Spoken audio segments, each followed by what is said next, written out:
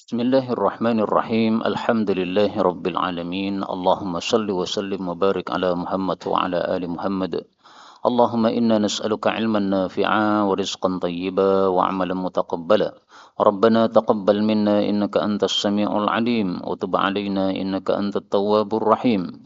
Allahumma ansuril mujahidin warhamil mustad'afin wa dammir a'da'ad din wa tmis ala amwalihim. Amin ya rabbal alamin.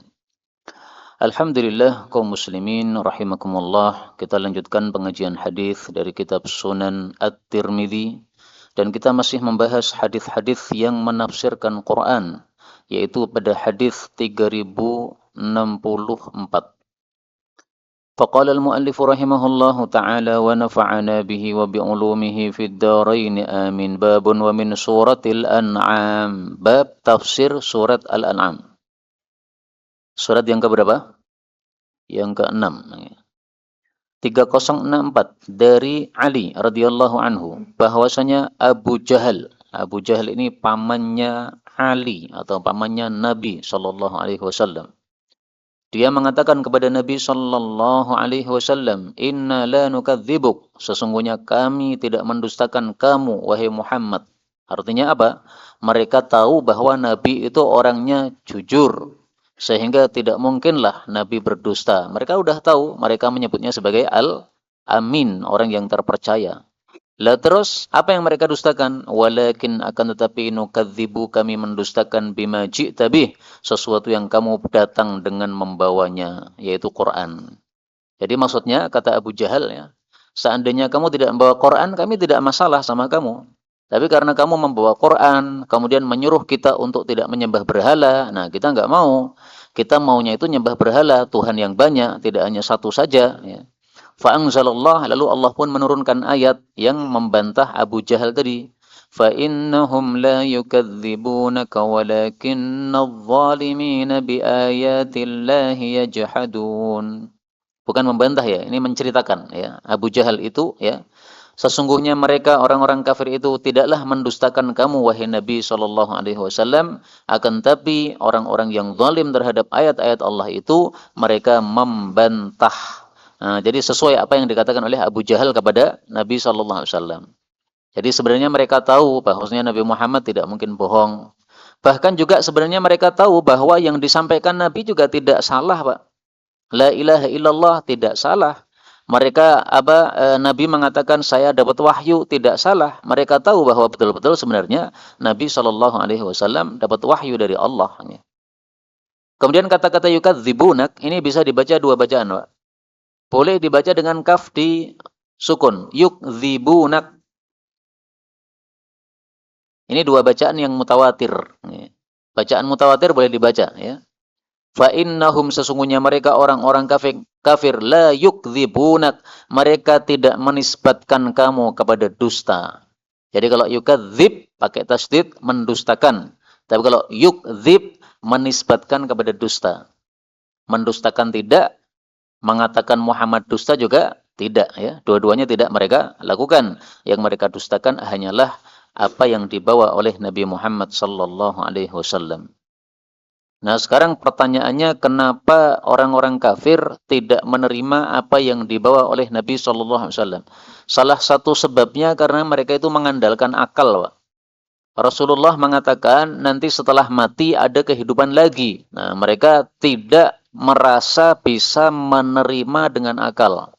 Masa orang mati sudah remuk jadi tanah, masa hidup lagi, gimana nalarnya? Nah, kita orang-orang beriman ini tidak perlu pakai nalar lagi, Pak. Cukup dengan iman, dengan hati. Kenapa? Karena tidak semua perkara bisa kita nalar.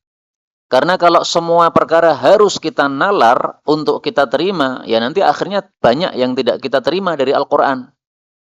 Contoh misalnya, ya. Misalnya saja, ya. Pada surat Maryam, panjenengan baca kisahnya Maryam. Dia hamil, kemudian melahirkan. Namanya orang melahirkan kan lemas, Pak. Tapi dia bisa menggoyangkan pohon kurma, kemudian dengan sebab digoyangkan oleh tangannya Maryam, si perempuan yang lemah tadi, akhirnya pohon kurma menggugurkan buahnya. Dan yang gugur itu bukan kurma yang sudah matang, yang coklat, bukan. tapi yang masih mentah atau masih kemerampo. Yang apabila kita petik itu berbunyi tak karena masih kencang di pohonnya. Itu kan gak masuk akal, Pak. Mana mungkin perempuan bisa menggoyang-goyangkan pohon kurma, laki-laki aja nggak bisa, Pak. Kemudian mana mungkin yang jatuh itu adalah rutop, kurma yang masih mentah. Nggak mungkin, nggak masuk akal. Tapi kalau yang sudah, yang cerita adalah Allah, ya sudah. Kita terima dengan lapang dada. Allah itu segala sesuatu bagi Allah gampang. Kun fayakun. Nabi Ibrahim dibakar, tidak terbakar. Ya kalau mau dinalar, nggak nalar. Namanya manusia dibakar pasti gosong, kobong. Tapi kita nggak perlu nalar-nalar. Pokoknya kalau ada Allah, cerita sudah. Tasdik kita benar, kita benarkan, kita percaya apa adanya. Berikutnya 3065. Dari Jabir bin Abdullah radhiyallahu anhu. Dia mengatakan, tatkala turun ayat ini, Qul huwal qadiru ala an yab'atha 'alaikum 'adzaban min fawqikum aw min tahti arjulikum.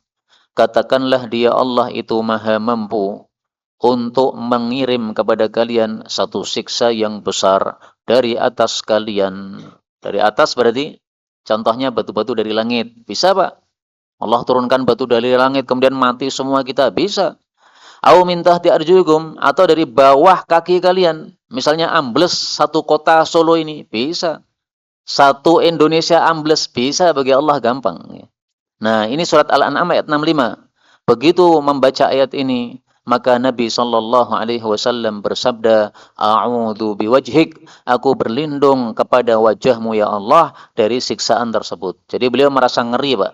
Jadi jangan sampai umatnya beliau hancur habis sebagaimana umat terdahulu, dikirim batu langit dari langit atau dibikin ambles ke dalam tanah, beliau naudzubillah ya.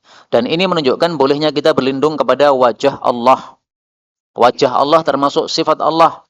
Karena itu boleh berlindung kepada Allah, boleh berlindung kepada sifat Allah. Berlindung kepada wajahnya Allah, boleh. Berlindung kepada tangannya Allah, boleh. Karena ini semuanya sifat Allah Subhanahu wa taala. Jadi wajah sifat bagi Allah, wajah tangan bagi Allah itu adalah sifat, Pak. Bukan anggota tubuh. Kalau untuk manusia tangan itu anggota tubuh.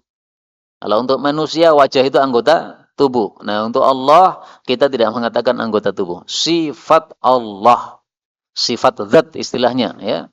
Karena kalau kita mengatakan itu anggota tubuh, berarti kita menyamakan Allah dengan makhluk. Sementara Allah mengatakan laisa kamitslihi syai', tidak ada sesuatu yang sama dengan Allah Subhanahu wa taala. Dan hadis ini sekaligus menunjukkan bahwa Allah punya wajah. Tapi ya tadi ya, wajahnya Allah adalah sifat zatnya Allah, bukan anggota tubuh Allah Subhanahu wa taala, karena Allah tidak seperti manusia. Falamma nazalat, lalu tatkala turun ayat berikutnya, aw yalbisakum syi'a, atau Allah bisa saja mencampur adukkan kalian itu dalam beberapa kelompok, wa yudhiqa ba'dakum ba'sa ba'd, dan Allah mencicipkan kepada sebagian kalian bahaya dari sebagian yang lain. Maksudnya apa? Allah bisa saja mengirim siksa berupa umat Islam dibikin kelompok-kelompok, pecah-pecah, akhirnya perang sesama muslim, Sunni perang dengan Syi'i, Syi'i perang dengan Sunni, kemudian Syiah pecah lagi, ada Akhbari, ada Usuli, saling perang, saling mengkafirkan, kemudian Sunni pecah lagi, ada Salafi, ada Aswaja, kemudian perang saling membubarkan pengajian. Nah, itu Allah bisa mendatangkan seperti itu, siksaan seperti itu, dan itu sudah terjadi di hari-hari kita sekarang ini. Sunni Syi'i nggak pernah berhenti kan isunya ya, termasuk sekarang Iran ketika sedang perang dengan Amerika atau nyaris perang dengan Amerika, nah, isu Syiah Sunnah masih lanjut terus. Demikian juga di Indonesia isu Aswaja sama Salafi, nah, masih berlanjut terus, debat terus, nggak berhenti-berhenti. Nah, ketika turun ayat ini Nabi mengatakan hatani ahwan, dua ini lebih ringan, yaitu umat Islam dibikin berpuak-puak, berkelompok-kelompok. Nah, itu lebih ringan daripada kalau dikirim siksaan dari langit langsung habis kita semua, atau dari bawah bumi langsung habis kita semua. Auqala, atau Nabi mengatakan hatani aisar, dua ini lebih ringan. Dan itulah yang dikehendaki oleh Allah Subhanahu wa taala terhadap umat Islam ini berpecah belah sebagaimana disebutkan dalam ayat yang lain. Walidzalika khalaqahum, dan untuk perpecahan itu Allah menciptakan manusia. Ini salah satu tafsiran untuk ayat tersebut. Jadi Allah ciptakan untuk perpecahan. Nah, terus fungsinya apa? Ya untuk ujian bagi kita, Pak. Apakah kita tetap taat kepada Allah atau tidak? Karena kalau perpecahan kemudian tidak taat kepada Allah, akhirnya kita main hakim sendiri. Sesama muslim bunuh, saling membunuh. Nah, itu berarti nggak taat sama Allah.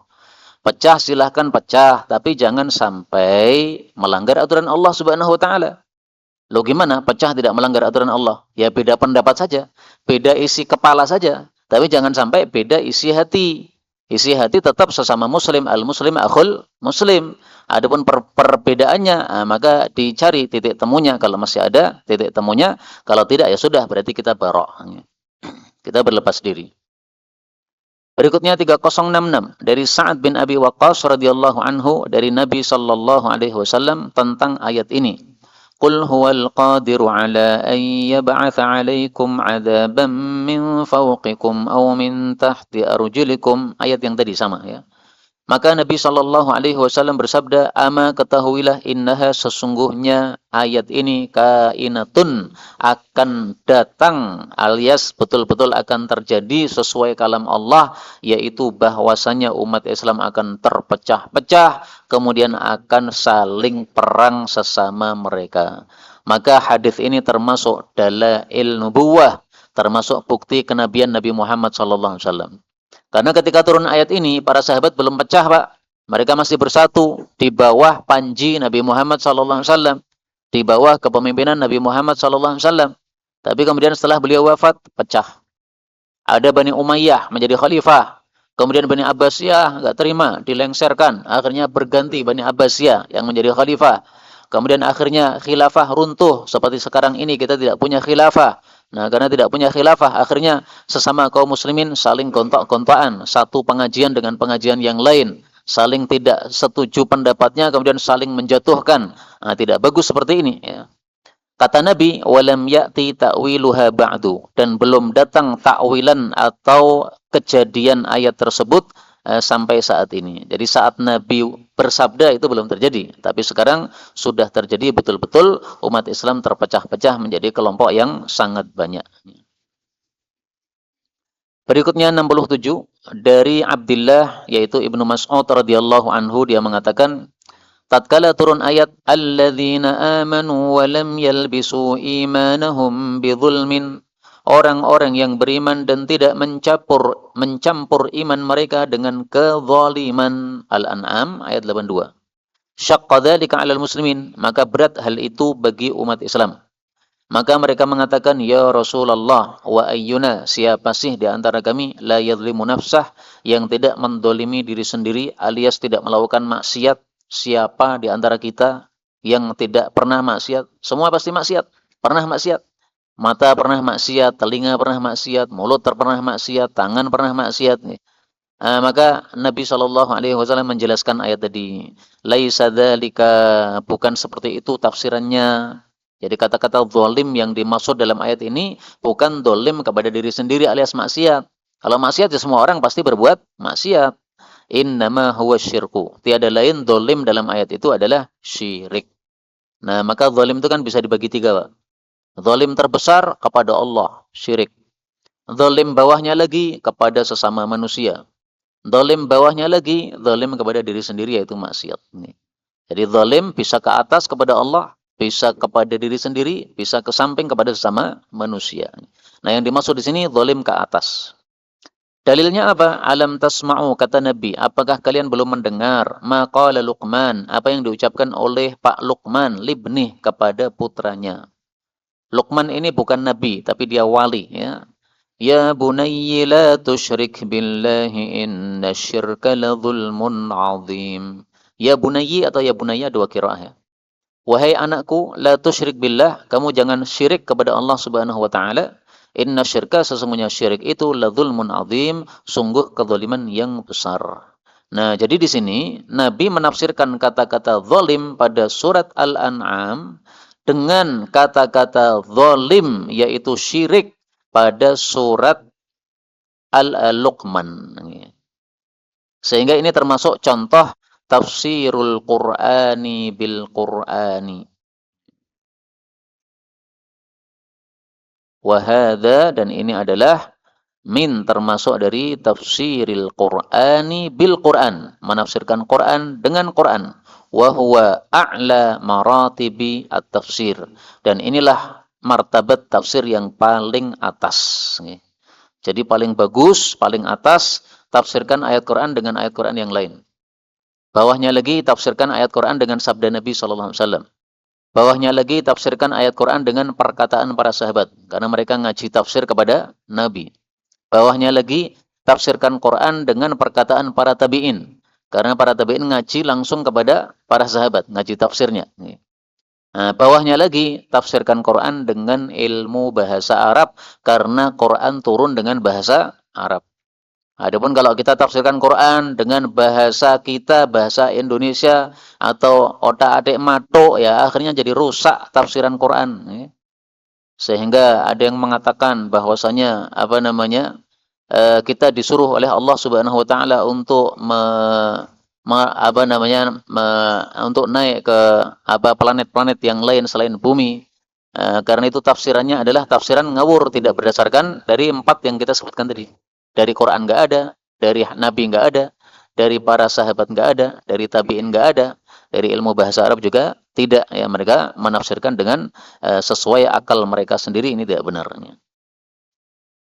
Kemudian dari sini kita ambil pelajaran bahwasanya zalim itu ada beberapa macam, tadi sudah saya sebutkan ada 3, dan penyebutan 3 itu disebutkan dalam satu hadis tetapi hadisnya tidak sahih. Sehingga boleh saja kita katakan bahwa ini perkataan para ulama. Az-zulmu thalathah. Zalim ada 3 macam. Yang pertama, zalim yang tidak bakal diampuni oleh Allah. Yang kedua, zalim yang bisa diampuni oleh Allah. Yang ketiga, zalim yang tidak mungkin dibiarkan oleh Allah. Nah, yang tidak mungkin diampuni oleh Allah adalah syirik tadi, Pak. Kalau seseorang mati masih bawa syirik, nggak mungkin diampuni. Seperti Abu Talib, nggak bisa diampuni, pasti neraka. Kalau zalim yang bisa diampuni itu adalah zalim kepada diri sendiri, maksiat tadi, bisa diampuni, terserah Allah, kalau menghendaki Allah. Yang ketiga, zalim yang tidak akan dibiarkan oleh Allah, yaitu zalim kepada sesama manusia. Sehingga kalau panjenengan dizalimi orang, apakah itu hartanya, apakah itu jiwanya, apakah itu kehormatannya, tenang saja. Nanti akan dikembalikan hak antum oleh Allah Subhanahu wa taala. Antum dituduh di dunia, santai saja, nggih. Kalau perlu ketika kita dituduh senyum saja, nggih. Sing waras ngalah, nggih. Jadi orang Jawa itu punya kaidah sing waras ngalah. Ini bisa kita terapkan untuk menghadapi orang-orang yang zalim kepada kita, yang enggak usah direken mereka, nggih. Tarkul jawabi jawabun. Tidak menjawab itu sama dengan jawaban. As-sukutu afdal minal jawab. Kadang-kadang diam lebih bagus daripada kita menjawab.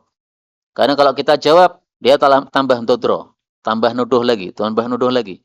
Tapi ketika dia diam, dia kesal dewe. Akhirnya dia cari musuh yang lain. Karena apa? Tidak mempan bermusuhan dengan kita. Berikutnya 68. Dari Masruq radhiyallahu anhu, dia mengatakan, Masruq ini artinya dicuri, Pak. Karena zaman kecilnya dia pernah dicuri, kemudian kembali lagi kepada orang tuanya, ya, Pak Masruq. Dia mengatakan, kuntu adalah aku muttaki'an inda Aisyah. Saya bersandar di hadapan Aisyah. Aisyah istri Nabi sallallahu alaihi wasallam. Nah, jadi boleh laki-laki ngaji sama perempuan. Demikian juga boleh perempuan ngaji kepada laki-laki. Yang penting aman dari fitnah, ya. Ini tentu saja Aisyah bersama yang lainnya, bersama Masruq dan yang lain-lainnya kalau Masruq ini bukan mahram. Faqalat, lalu Aisyah mengatakan, ya Aba Aisyah, wahai Abu Aisyah. Abu Aisyah itu nama kunyahnya Masruq tadi. Salasun, ada 3 perkara, man takallama biwahidah minhunna, siapa yang bicara dengan salah satu dari 3 perkara, faqad a'zamal firyah, berarti dia sudah besar berdusta 'alallahi atas nama Allah. Nah, maka ini pendapatnya Aisyah, ya. Ada orang yang ngomong 3 ini salah semua. Apa saja? Yang pertama, man za'ama anna Muhammadan ra'a rabbah. Barang siapa yang mengatakan bahwa Nabi Muhammad sallallahu alaihi wasallam pernah melihat Allah, faqad a'zamal firyata 'ala Allah, maka sungguh dia telah besar dustanya kepada Allah Subhanahu wa taala. Tapi sebelum saya lanjutkan dalilnya Aisyah, ini saya perlu sampaikan bahwa ini masalah khilafiyah. Ketika Nabi Isra Mi'raj, apakah mata Nabi melihat Allah ataukah tidak? Pendapatnya Aisyah tidak melihat Allah, berdasarkan ayat-ayat yang nanti akan beliau sampaikan. Tapi pendapat seluruh muridnya Ibnu Abbas, mengikuti pendapat Ibnu Abbas, yaitu melihat Allah. Loh, katanya tidak bisa melihat Allah kalau masih di dunia. Lah Nabi waktu itu kan naik ke langit, Pak. Kan sampai ke surga beliau. Nah, sehingga hukumnya sudah bukan hukum bumi lagi. Sehingga seandainya beliau melihat Allah, ya nggak ada masalah. Orang sudah lepas dari apa? Dari alam dunia ini. Nah, kata Aisyah dalilnya, wallahu yaqul, Allah mengatakan, la tudrikuhul absar. Mata-mata itu tidak bisa mencakup Allah Subhanahu wa taala, sehingga tidak mungkin melihat Allah. Wa huwa yudrikul absar. Allah itulah yang mencakup seluruh mata-mata yang lain. Wa huwal latiful khabir. Allah Maha lembut, Maha mengetahui. Al-An'am 103. Allah juga mengatakan wa ma kana li basyarin, tidak mungkin seorang manusia itu ayyukallimahullah, diajak bicara oleh Allah secara langsung, enggak mungkin. Illa wahyan, kecuali lewat wahyu. Jadi Allah kirim malaikat Jibril, nah itu bisa. Au min wara'i hijabin, atau di belakang hijab. Tapi kalau langsung bertemu melihat ra mungkin. Nah, berdasarkan ayat ini. Ini surat Asy-Syura ayat 51. Seperti Nabi Musa diajak bicara langsung oleh Allah, tapi kan nggak melihat matanya, ya, cuma mendengar suara saja, tapi matanya tidak melihat. Ya. Wa kuntu muttaqian, waktu itu saya sedang bersandar, fajalastu, maka saya duduk tegak. Fakultu, saya mengatakan, ya ummul mukminin, wahai ummul mukminin Aisyah, angdzirini, tolong kasih tempo saya. Ya, maksudnya apa? Interupsi saya. Wala tu'jilini, jangan panjenengan tergesa-gesa kepada saya. Jadi kan beliau tadi mengatakan 3 kan? Ini baru 1, maka langsung ditanya oleh Masruq ini, karena dia orang pinter. Ya. Alaysa yaqulullah, bukankah Allah sudah mengatakan dalam Quran, walaqad ra'ahu nazlatan ukhra, dan sungguh-sungguh dia telah melihatnya pada kali yang lain. Berarti kan Nabi pernah melihat Allah. Surat An-Najm ayat 13. Walaqad ra'ahu bil ufuqil mubin. Dan sungguh-sungguh dia telah melihatnya pada ufuk yang nyata. Berarti kan sudah melihat Allah. Ini jelas sekali kan. Surat At-Takwir ayat 23. Maka kata Aisyah, qalat, Aisyah menjawab. Gini ya, tafsirannya kamu nggak paham ya. Ana wallahi, saya demi Allah, awwalu man sa'ala an hadza, orang yang pertama kali bertanya tentang masalah ini kepada Rasulullah sallallahu alaihi wasallam. Yang dimaksud ra'ahu, melihatnya, melihat siapa? Ini saya tanyakan kepada Nabi. Nabi mengatakan, innama dzaka Jibril. Yang saya lihat itu Jibril, bukan Allah. Jadi tafsirannya salah kalau itu melihat Allah ya. Melihatnya, kembali kepada siapa? Kepada Jibril, bukan kepada Allah. Ma ra'aituhu, aku tidak melihat Jibril fi suratil lati khuliqa fiha, pada rupa yang Jibril diciptakan pada rupa tadi, jadi bentuk aslinya sebagai malaikat. Ghaira hatainil marratain, selain 2 kali tersebut. 2 kali kapan saja? Pertama yaitu Isra Mi'raj. Maka melihat malaikat Jibril dalam bentuk yang asli. Kemudian yaitu ketika malaikat Jibril turun ke bumi di awal-awal Nabi mendapatkan wahyu ya dalam bentuk yang asli setelah di Gua Hira.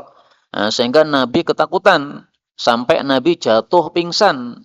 Ini ceritanya, ra'aituhu, saya melihat Jibril munhabiton turun minas sama'i dari langit sadan menutupi idhamu khalqihi, besarnya bentuk beliau menutupi ma bainas sama'i wal ardi, seluruh antara langit dan bumi.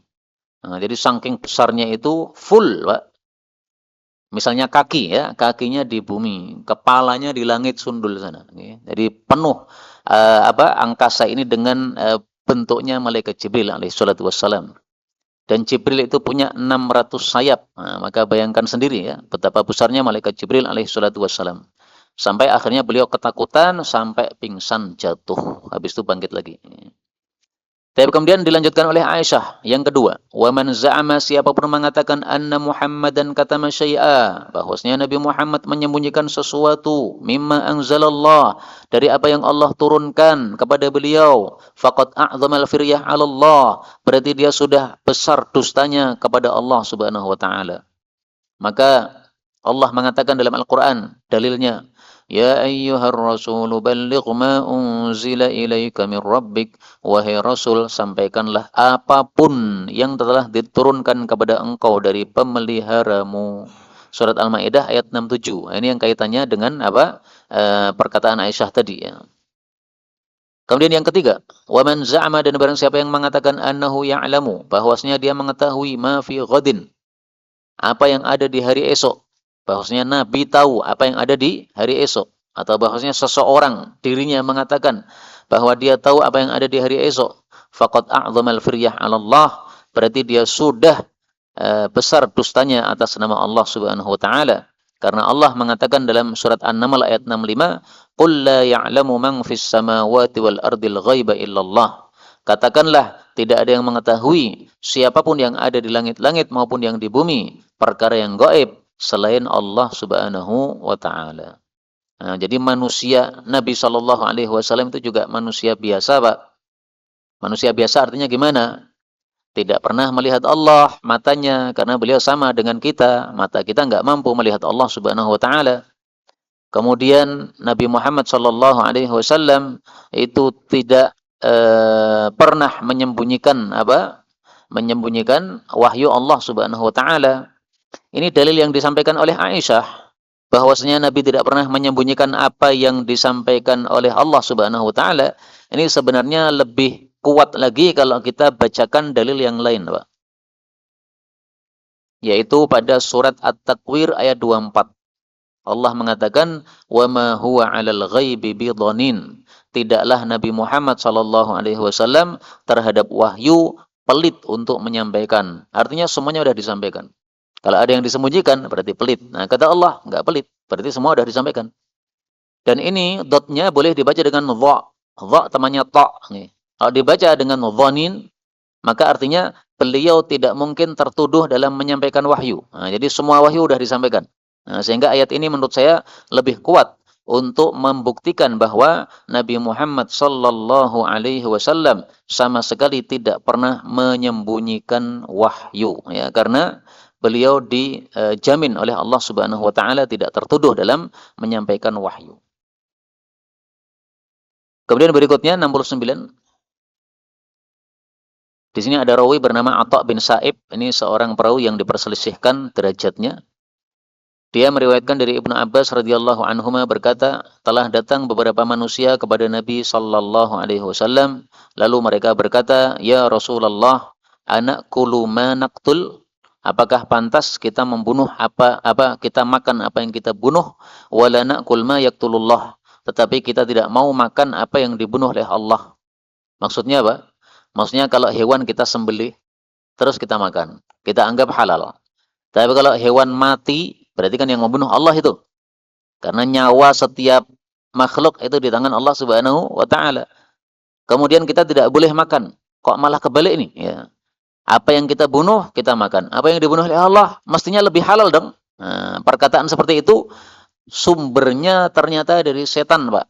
Dibisikkan oleh setan. Okay? Nah, setan bisikkan sehingga muncul pertanyaan begini. Fa'anzalallah, maka Allah pun menurunkan ayat. Fakulu mimma dzukira smullahi alaihi in kuntum biayatihi mu'minin. Makanlah dari apa yang telah disebut nama Allah atasnya, yaitu ketika disembelih dengan membaca bismillah, halal. Jika kalian itu terhadap ayat-ayat Allah beriman. Sampai pada kalam Allah, wa in ata'tumuhum innakum la musyrikun. Dan sungguh jika kalian mentaati orang-orang kafir, maka kalian pun menjadi musyrik seperti mereka. Atau mentaati setan, ya. Karena ayat sebelumnya apa? Wa inna syayatina layuhuna ila awliyaihim. Dan sesungguhnya setan-setan itu memberikan wahyu kepada wali-wali mereka. Nah, berarti setan bisikkan kepada orang-orang kafir. Ayo, tanyakan sama Muhammad. Kenapa yang disembelih sendiri halal? Kenapa yang bangkai atau mati disembelih oleh Allah malah haram? Berarti kamu tidak sopan sama Allah Subhanahu wa taala. Itu bisikan dari setan. Nah, setan itu bisa setan manusia, bisa setan jin. Kalau setan jin ya berarti setan itu yang apa? Membisikkan. Setan yang kita kenal itu. Kalau setan manusia, maka tafsirannya sebagian ulama yang dimaksud itu adalah orang-orang Persia. Mereka bisikkan kepada orang-orang musyrik Quraisy. Wahai orang-orang Quraisy, sampaikan kepada Muhammad yang ngaku nabi di tengah-tengah kamu itu, ya. Katanya ngaku nabi, dapat wahyu dari Allah, kok malah melecehkan Allah gimana? Nah, ini surat Al-An'am ayat 121. Nah, jadi kadang-kadang begitu, Pak. Orang cara berpikirnya diobrak-abrik oleh setan sehingga dianggap seolah-olah pemikiran benar, padahal pemikirannya ngawur. Maka seperti inilah yang harus kita waspadai kalau ada orang-orang yang menyampaikan sesuatu yang diputar-putar balik seperti ini. Berikutnya 3070 dari Abdullah bin Mas'ud radhiyallahu anhu berkata, barang siapa yang senang untuk melihat kepada lembaran surat yang padanya ada stempel Nabi Muhammad sallallahu alaihi wasallam, maka silahkan dia membaca ayat-ayat ini. Jadi maksudnya siapa yang pengen tahu suratnya Nabi Muhammad yang dikirim kepada raja-raja yang kafir-kafir itu, ada stempelnya kan? Nah, surat itu kan sudah hilang, Pak. Sudah nggak ada di museum lagi. Nah, maka kalau pengen tahu isinya, gampang. Baca surat ini. Qul ta'alau atlu ma harrama rabbukum alaikum. Nah, ini yang disampaikan oleh Nabi kepada orang-orang itu. Qul, katakanlah. Ta'alau, kemarilah kalian, wahai orang-orang kafir. Atlu, saya bacakan ma harrama rabbukum alaikum. Apa yang diharamkan oleh pemelihara kalian terhadap kalian. Kemudian disebutkan apa yang diharamkan itu ya, jangan syirik, jangan ini, jangan itu. Nah, ini didakwahkan oleh Nabi kepada seluruh orang-orang kafir sampai pada kalam Allah Taala, la'allakum tattaqun, supaya kalian bertakwa kepada Allah Subhanahu wa taala. Nah, ini hadisnya derajatnya diperselisihkan. Kalau kata Imam Tirmidzi hasan, kalau kata Syekh Al-Albani dhaif. Hanya saya belum mengecek ya kedhaifannya itu dari sisi mana. Nah, itu belum saya cek lagi, insyaallah saya cek di waktu yang lain. Berikutnya 71 dari Abu Sa'id radhiyallahu anhu dari Nabi sallallahu alaihi wasallam tentang kalam Allah Ta'ala, au ya'tiya ba'du ayati rabbik, atau datang sebagian dari tanda-tanda kekuasaan Allah Subhanahu wa taala. Surat Al-An'am 158. Jadi maksudnya apa? Orang-orang itu tidak mau beriman kecuali menunggu sampai datangnya sebagian tanda kekuasaan Allah.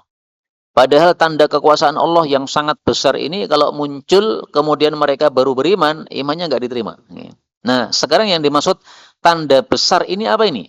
Qala, Nabi mengatakan, tulu'us syamsi, terbitnya matahari, min maghribiha, dari arah tenggelamnya. Nah, jadi besok menjelang hari kiamat, Allah akan balik matahari terbitnya dari barat, bukan dari timur. Kalau sudah begitu, Pak, orang-orang semuanya beriman, Pak.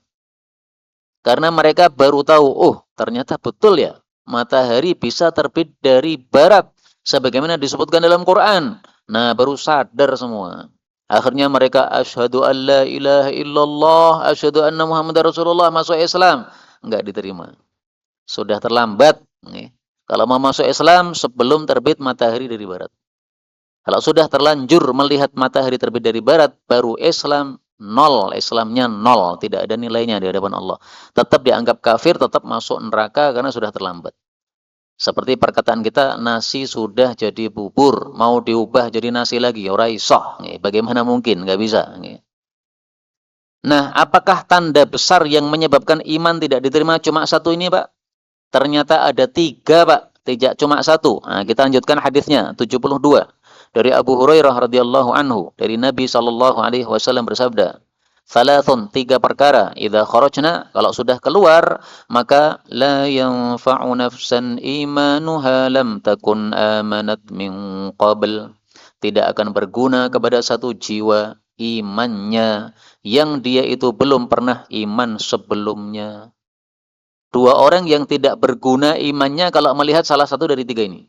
Yang pertama, belum iman, kemudian iman. Nggak ada gunanya. Yang kedua, sudah iman tapi pura-pura. Yaitu orang-orang munafik. Mereka sudah menampakkan Islam, Pak. Tapi pura-pura. Hatinya masih ragu-ragu. Kemudian ketika terbit salah satu dari tiga ini, mereka ingin iman betul-betul. Nggak ada guna. Jadi kafir masuk Islam nggak ada guna. Munafik berubah jadi mukmin nggak ada guna. Kalau sudah terjadi tiga ini. Nah, tiga itu adalah satu, ad-dajjalu. Dajjal.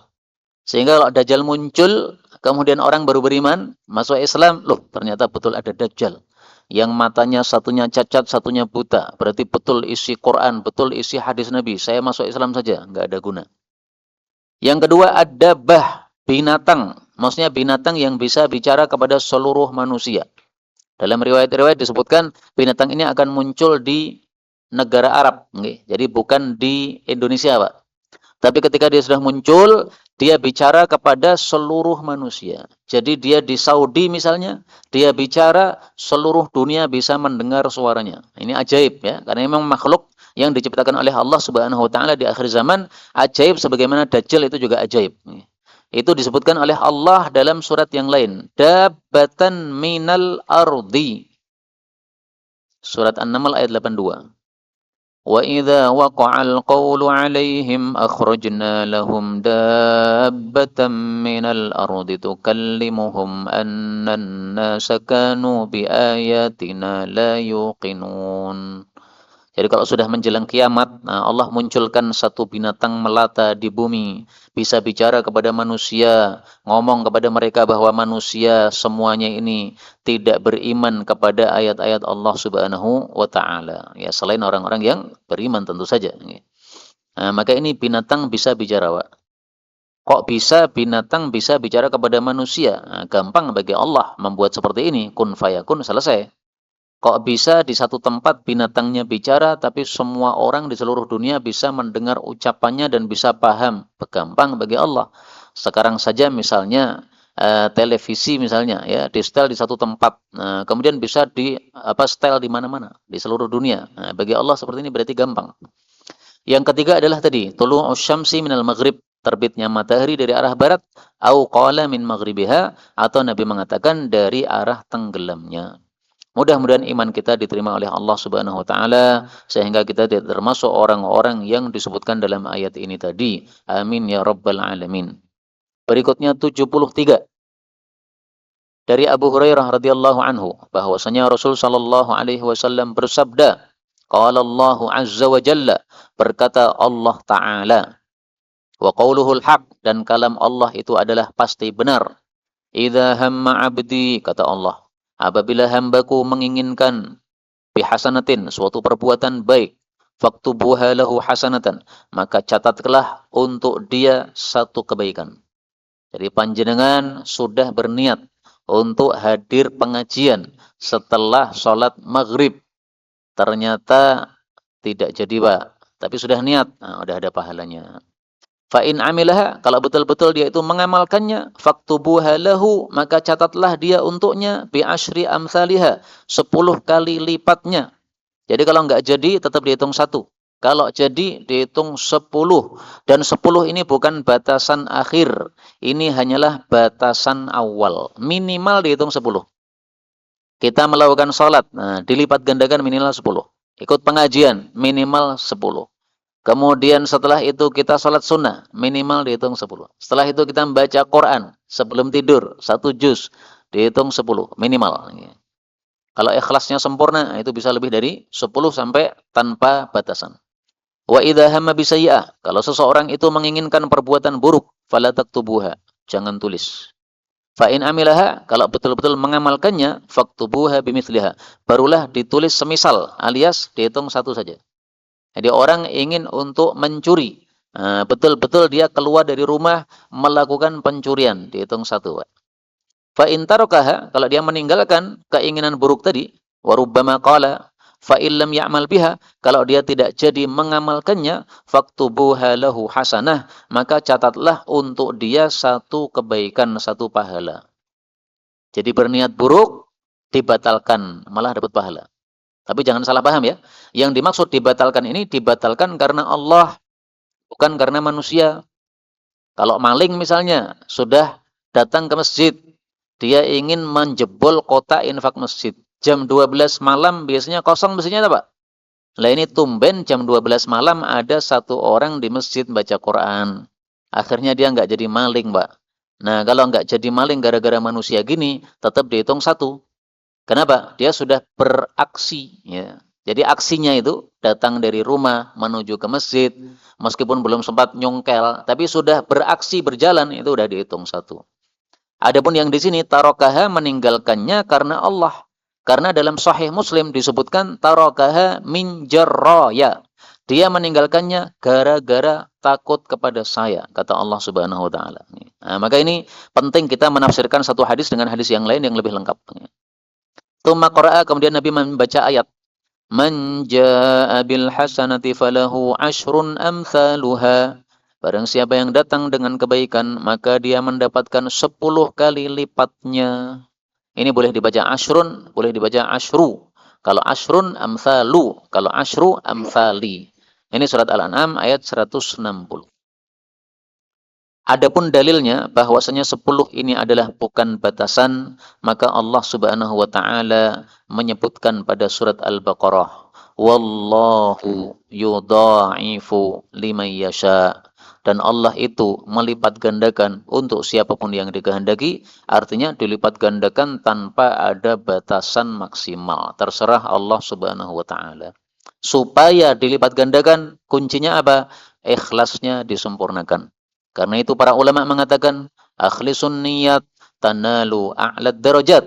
Ikhlaskan niat, kamu pasti akan mendapatkan atau mencapai derajat paling tinggi. Mari kita niatkan semua amal kita ikhlas karena Allah, supaya kita tidak ngaplu besok di akhirat.